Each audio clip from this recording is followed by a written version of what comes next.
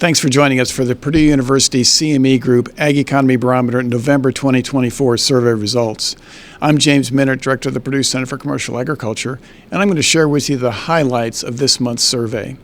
So the Ag Economy Barometer Index rose 30 points to a reading of 145 this month. That was the highest reading for the barometer since May of 2021. The index of current conditions and the index of future expectations both rose this month. The current condition index was up 18 points compared to last month, and it pushed the index back above 100 for only the second time since March of this year.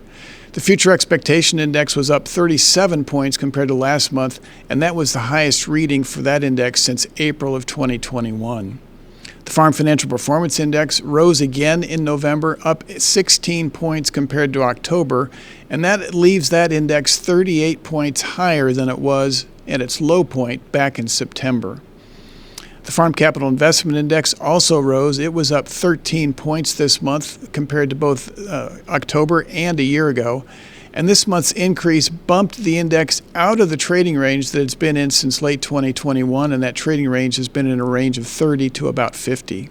The short-term Farmland Value Expectation Index declined 5 points this month.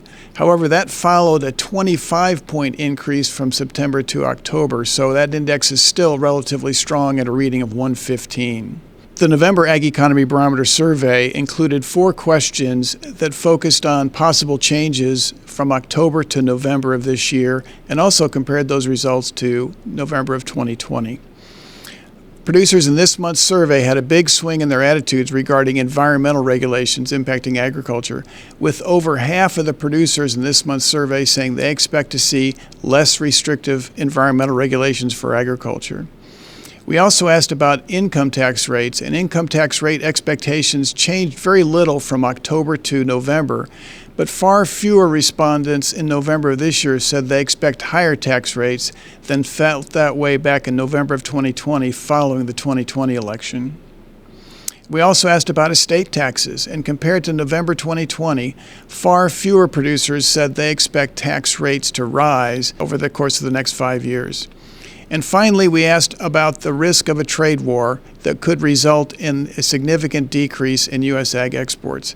And producers are concerned about the possibility of a trade war taking place. 42% of respondents in this month's survey said they think a trade war is either likely or very likely, while just 26% of respondents think a trade war is either unlikely or very unlikely.